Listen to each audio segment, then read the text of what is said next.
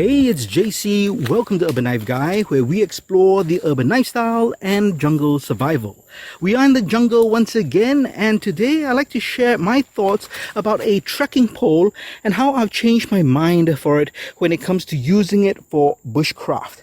For the longest time, I was actually not for trekking poles. I thought they were unnecessary. If you wanted to have a hiking stick, you could just cut one when you're in the jungle, because there's lots of sticks that you can get, whether it's dead wood or if you're gonna cut a sapling like that. Of course, I would never cut a live sapling just for a hiking stick. But I've actually used this trekking pole for some time. This is a NatureHike carbon fiber telescopic pole. Not going to really do a review on the pole, although I'll mention that I got this because it's extremely lightweight. That's one of my concerns for carrying an additional piece of equipment. But I've actually found more uses for a trekking pole for a bushcrafter.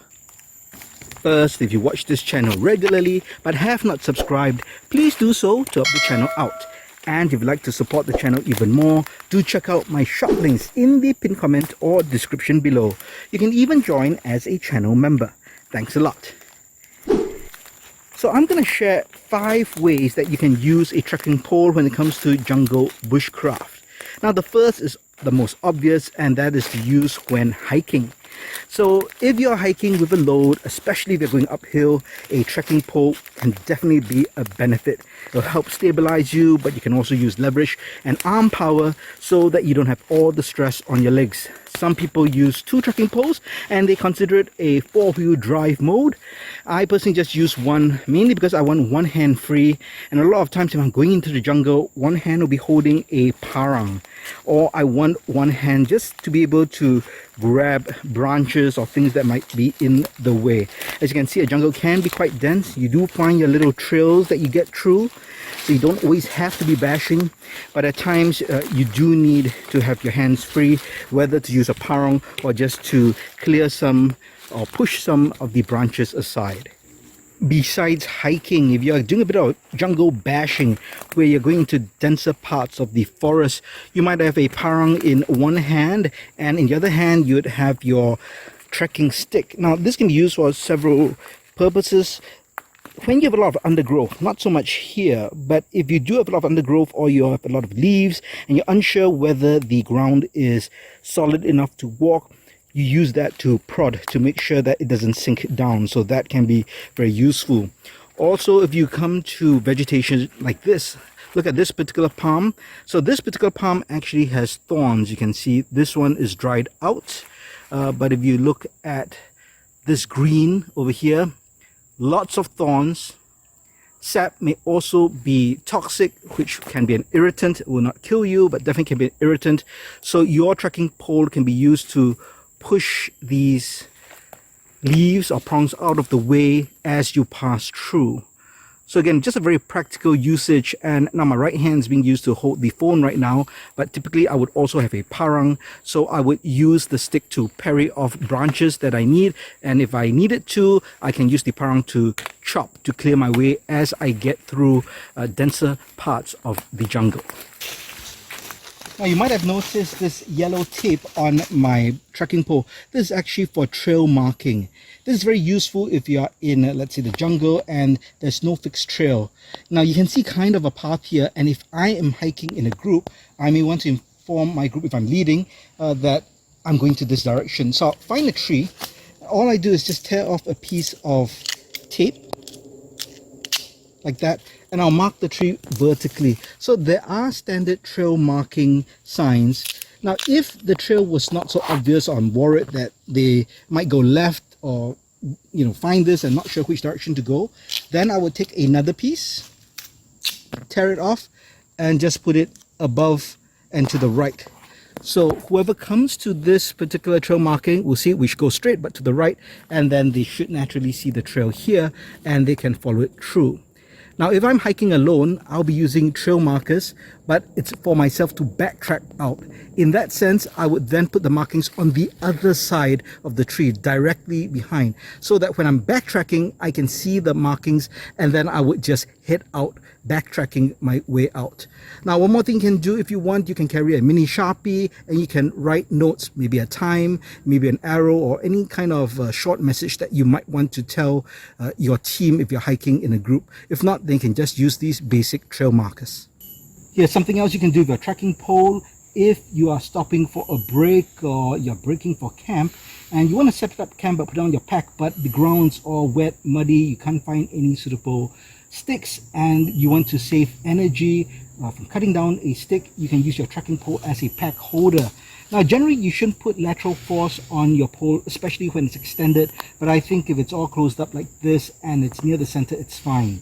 So basically you need a length of paracord, about maybe 2 meters, and you do 2 marling spikes, which are basically slip knots, and you just put that in on one end and put it in on the other end like that. Space them apart. Maybe you can even use the joints of the trekking pole and then just pull so that it tightens. So we have it there and maybe there, just like that. Also depends on the tree that you're going to tie this on. So let's say I adjust it based on this tree. It will close up here, and I will tie it around just like that, and then I'll go around the tree, and I always like to tie off my knot underneath the pole so that it supports the weight. So just do any kind of, you can do a shoelace knot, you can do any knot you want. Remember, this is a temporary pack holder, so once you have that on there, you can take out your pack, slip it on,